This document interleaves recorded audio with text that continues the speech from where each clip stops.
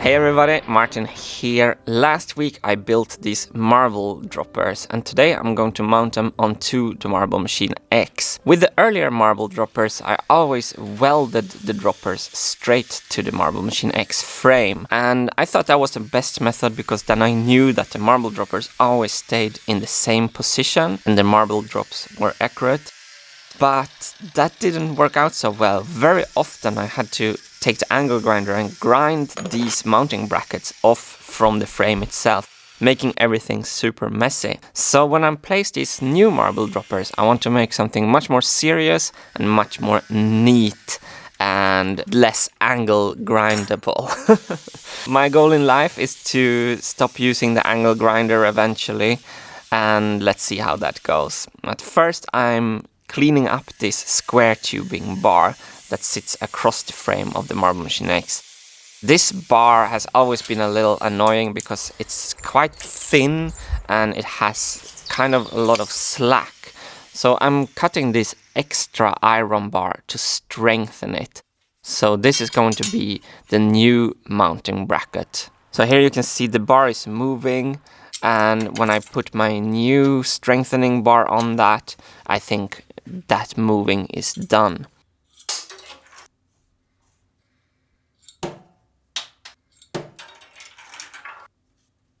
So I'm just checking coarsely where the marble droppers should go and marking that with a marker.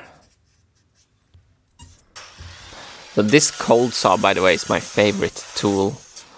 I use it all the time and it's so easy. And here I'm marking the hole location with my caliper.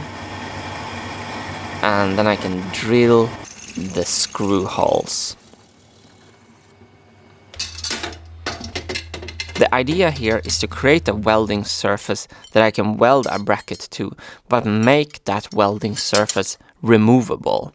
So if I need to do some work on the marble droppers, I can remove them from the machine with only 2 bolts, instead of every time taking out the angle grinder and grinding away some welds. This will also make it much easier for me to access the droppers. So when the Marble Machine X is fully assembled, sometimes I can't really reach everything I need to reach. So if I have a problem with reaching stuff, I can just remove and attach these droppers whenever I want to at any part of the process. I think this feels a much more mature solution. This looks and feels absolutely great. So the big difference is that I used to weld the brackets immediately to the frame. I couldn't take them on and off. Now when I have a problem, I can lift the snare bracket off and deal with it on the workbench. I want to prepare these brackets for welding and I need to remove the mill scale. And before I had to do that on the machine, making my home music studio dirty.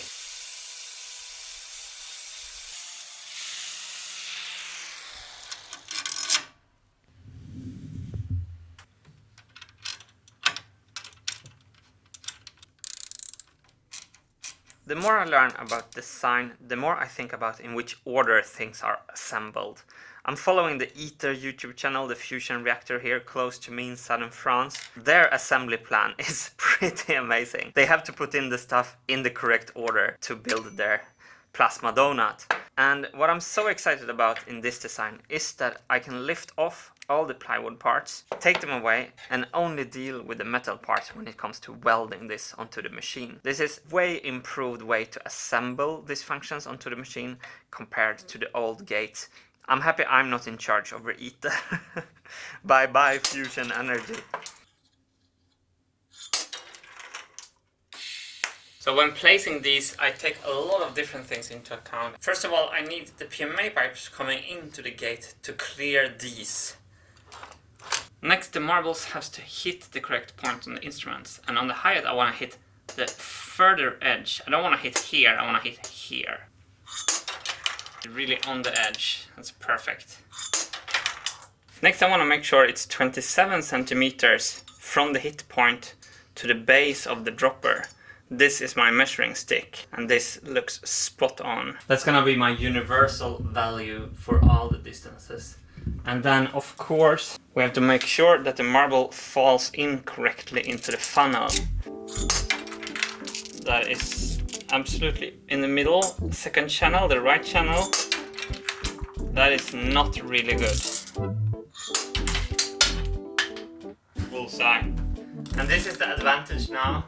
To finish this weld, I can just take the bracket off the machine and finish the weld on the workbench. So these are the welds I did upside down in an uncomfortable working position. So now I can redeem myself with some nice looking welds on my workbench.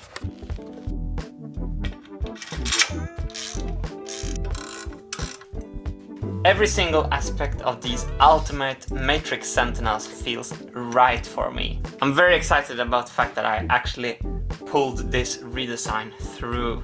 I just see a workhorse in front of me that will play music for many years to come when I see this. It's a whole new world.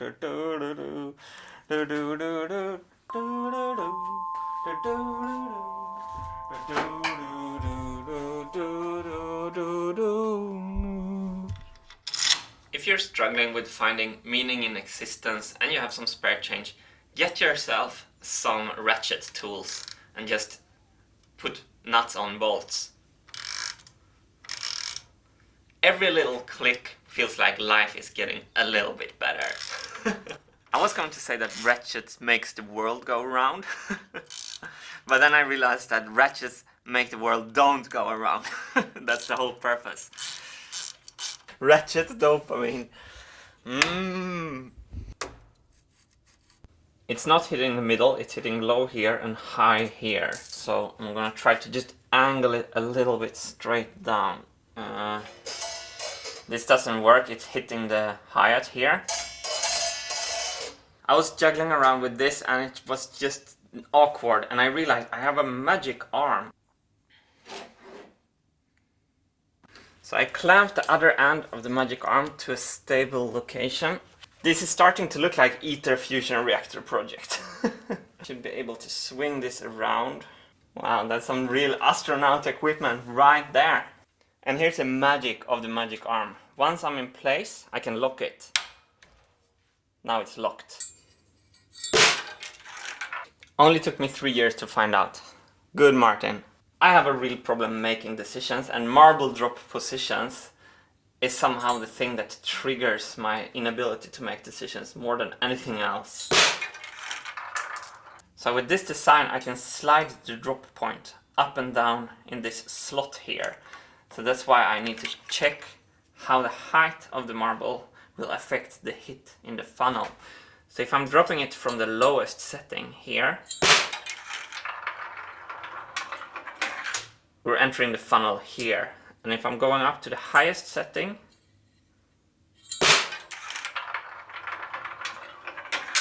we're entering here. So from there to there, this is really the ultimate sweet spot. The hi-hat can still open right behind there. So now I'm ready to make the brackets from here to here.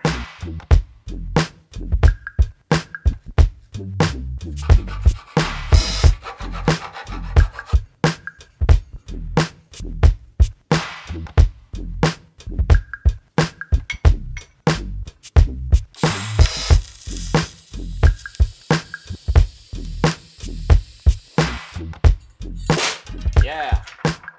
It is so funny, I'm having a physical reaction to having to weld this down into position. I don't know why it's so daunting. Like, I'm spending 2 hours on this, just walking around in the room, gathering courage. I don't know why. Oh, that feels good. Yes. The end fine adjustment is doing by bending these metal bars once this is completely rigid. So I still have a lot of adjustment possibilities after finishing these welds. The rings of Saturn is in the background here. Do you feel how much better this feels? Because in the room, this is like paradigm shift. Kick drum.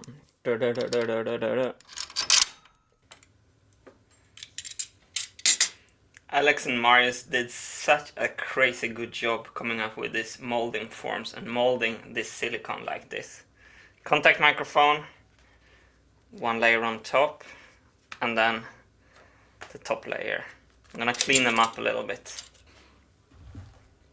That cleaned up very nicely. In you go. So now the ring is loose enough. Should be able to get this under the edge. What I'm gonna do now is that I'm not going to tighten this so hard. Before I really clamped down hard, and I think that pushed the top layer out. I'm just closing it, I'm not clamping.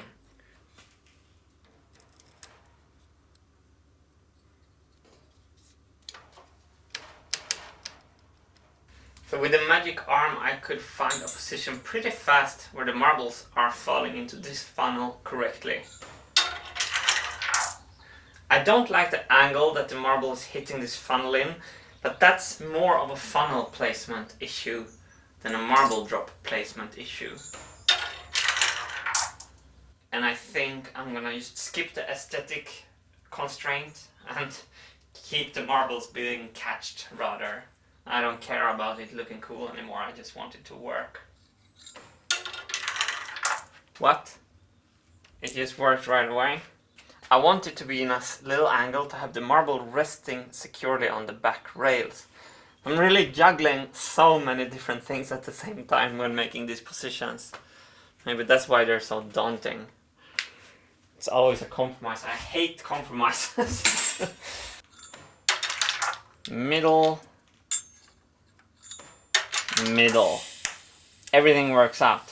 Yes. Oh, I'm so relieved. I have the third up and it's stuck. And I finish it off with something that looks okay.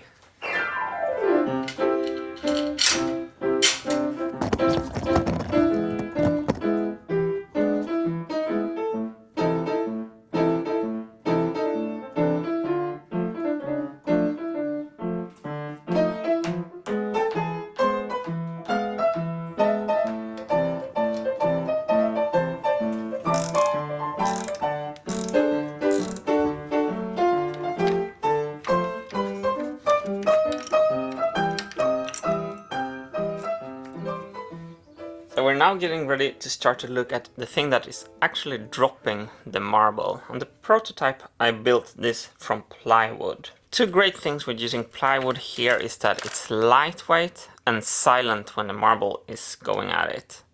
Doesn't make a metallic click. But I don't like the brittleness, and this thing is going to be abused by marbles 10 million times. So plywood does not feel like the correct choice. My next idea was to use aluminium, which I thought would hold up over time and I could cut internal threads in it, but it would make a clicking sound. And also I don't have really great tools to machine aluminium, so I skipped that and came up with this one. This is the favorite material, of course, Delrin. I cut out compartments for two M3 nuts there, and if you check from this side we have a little bit of a profile going on. You can see a slight chamfer at the top there, and I just love how this came out through the CNC machine. I think this looks really like an engineered piece. So this has a slight press fit. It glides in there perfectly. So the marble drop height is adjustable like this. And I can just reach this from the front when it's on the machine. And by putting these nuts here, I can really clamp down hard on this friction fit. You know, I try to avoid friction fits, but in this case, when I want the adjustability, it's kind of hard to avoid it. This is not moving. Solid design, solid friction fit. Let's try it on the machine. So in the previous design we had metal on metal down here, which makes this metal on metal sound. This Delrin will not make that sound, and it's not interacting anymore with these bars. So I've been going back and forth a little bit on how far I wanted this black stopper to stick into the marble path, and I went pretty deep. The reason I wanted to be pretty deep is to have redundancy in when the marble falls down. I want the stopper to always stop it. I cut a little diagonal corner to make sure that the marble is being pushed against the back rails and doesn't want to climb up on the stopper like that.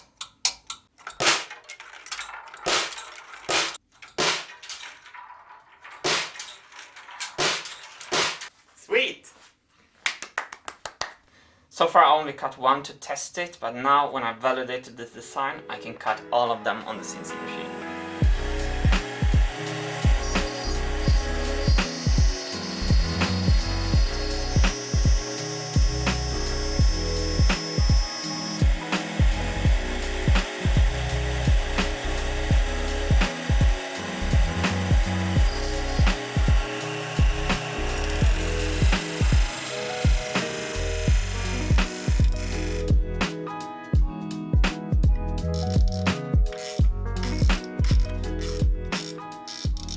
One, two, three, four, five, 6 Delrin droppers have been installed.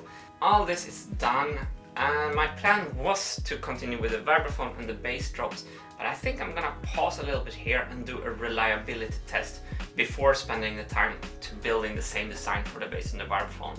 I've been talking so much about high numbers, and I'm thinking it would be fun to try to drop 10,000 marbles in a row and just to see how this design holds up. So I'm gonna prepare that test. So the first step will be to position this accurately before welding.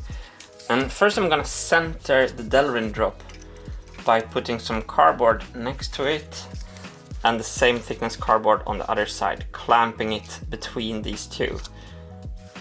Now I'm gonna do the cardboard trick in here as well.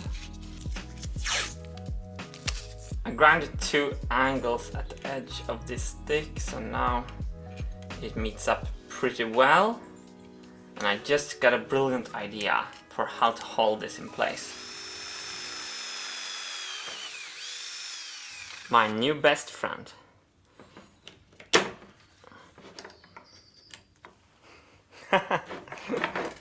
That's brilliant.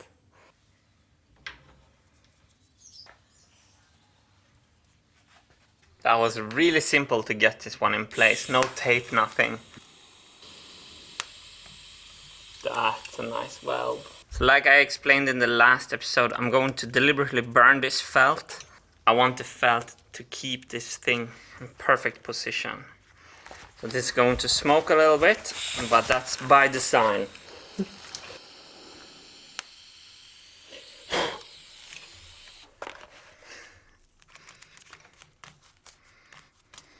A little hot maybe. Ooh, that looks really good. Very, very little friction. Just need to add a new felt there and we're up and running. So I would like to point out that this one is not touching the plywood walls. Look how centered it is in its movement. That was because of the cardboard shims we used. And it's the same down here with the black part. Look to the left here, you can see there's a gap there.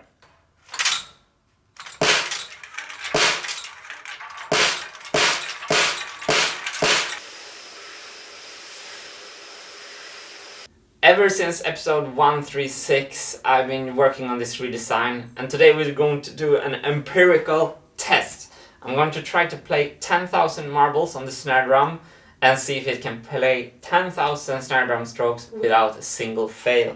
I connected the computer. I'm gonna run the motor on 120 BPM and see how that goes. Let's start it up.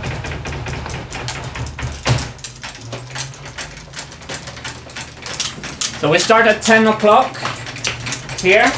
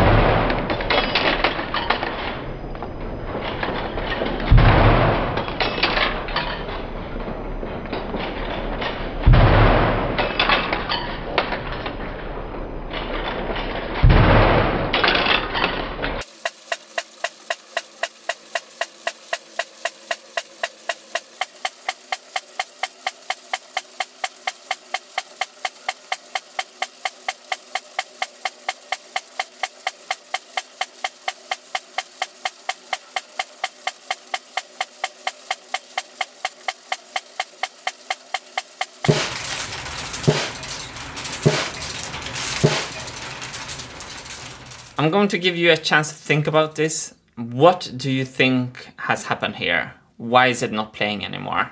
If your answer was there's too many marbles in the marble queue causing too much friction on the gate, you get the highest grade in the Marble Machine X school. So this is very illustrative of something that I am working on. I have to route the marbles to the gate to minimize the pressure down here. So in the real setup, I'm working on different geometries of marble path that will alleviate pressure, that will cause friction for the marbles to get through and alleviate all this downward pressure. But this also illustrates why it's so great that we have individual spring tension for each channel. Because now we can make a compromise. We can tension the spring up here to have more force to pull the gate back. So if I feel manually, I have to press pretty hard to pull this whole weight. So one way I can work with this problem is to increase the spring tension. That will give the gate more pushing power to come back. I'm now increasing the spring tension quite a lot. The marbles keep on pushing here, so it's quite a lot of friction. I've been calculating with this problem for a long time, so this is just a test setup causing this. But it's good to illustrate that this is not working. So the spring is still not strong enough. I'm gonna keep on emptying this pipe until the spring is strong enough. Here. So now the spring can handle the situation. But of course, with a tighter spring, the machine has to pull harder on the programming pin. So we have to make a compromise between the programming wheel having to pull a very hard spring that then has the power to pull back the gate, or lowering the marble pressure here so the programming pin doesn't have to pull a hard spring and everything can be set looser and nicer. And that is, of course, the obvious goal that I'm going to do in the real design. So this is the perfect illustration that I have to deal with the marble pressure. And this was the problem already on the first machine. When all these marbles stack up, the weight is added and it starts to press really hard. It's really preferable to have the lightest possible spring tension and the lightest possible marble tension on this gate. Okay, so I'm gonna analyze the results from this test. First, I'm gonna calculate how many marbles we actually dropped by just counting them during 1 minute. 1, 2, 3, 4, 8, 9, 50, 1, 2, 52 marbles for 1 minute. 52 marbles per minute for 98 minutes. 52 times 98. We dropped a total of 5,096 marbles. I want to write down the error it made. It's funny because I feel like a doctor when I have this notepad. It's like I'm going to diagnose the Marble Machine X. I think you're suffering from an overdose of friction fits and lack of redundancy. I prescribe you some well-intended problem solving. So there are a few different kinds of escaped marbles and I collected them all in different spots. So these marbles jumped out here. So this is a problem I didn't know we had and I know exactly how to solve it. Fail 1, marble ring lift intro, 14 marbles. A little bit further away up there are 2 marbles that escaped from the marble divider. Fail 2, 2 marbles. These are the marbles I collected that I think escaped the funnel itself. So these are a little bit more severe. So fail 3, 4 marbles. And then the last fail, which was the only marble gate related fail, which was when the pressure became too high. Fail 4, pressure locks gate. After 5,000 marbles was dropped, so I'm gonna say 1 marble. As I've shown in earlier videos, I need to go to 99.99999% reliability for the Marble Machine X. That is the goal. I calculated a little bit where we are. So for example, the 14 marbles that escaped from the gear is at 99.997. The 4 marbles from that missed the funnel is at 99.9992. So that's individually. Up here I made a total, and the performance of the machine in this test of 5,000 marbles was 99.995. I added all the failed marbles and calculated a total. So I think it can be quite fun for me to stay here and just fix these issues and make another test and see if we can get this number to go higher. This is an easy fix. This is an easy fix.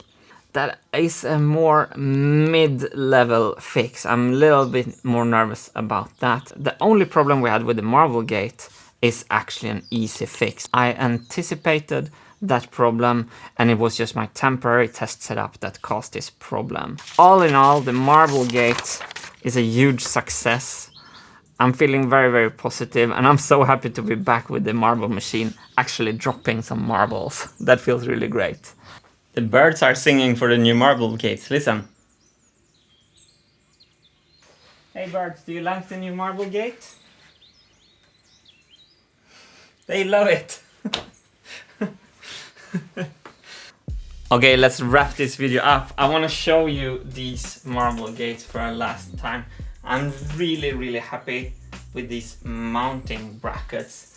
So if I walk around it like this, you can kind of see how much easier this is to handle for me from today, forever from today. If there is an issue, I can take this off with 2 bolts, and if I need to, I can take the brackets off with 2 other bolts.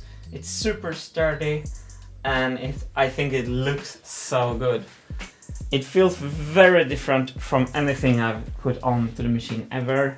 You can see that the Virophone is going to get the same treatment over here, and I kind of feel I'm maybe over a little bit of a hill. Anyway, the machine is back to dropping marbles, and I really urge anyone to go back to episode 136 if you want to understand where all this comes from the beginning. Understand how the grey marble gates that are now gone, bye marble gates. What I'm trying to say is that the machine feels very differently for me now. When I see the issues with marbles jumping out, I'm kind of, okay, that's no problem, that's no problem. Whereas before I was like not sure what was going on. The mechanism is all naked and every part is doing its own part, and I can already feel how right I was to do this redesign. I'm really happy for this. I think I'm gonna set myself a goal to drop 10,000 marbles without a single fail. So the next thing I'm going to work on is to fix all these minor issues and then film another test with hopefully 10,000 marbles. When I achieve that, I will add more complexity, more channels, more instruments, all that. So yeah, have a really nice day everyone. Thank you for following this crazy build, and thanks to everyone who are supporting this project through Patreon and YouTube memberships. You are pushing this whole project towards the no fail in 10 million marbles. Wish me luck. Have a nice day. Bye.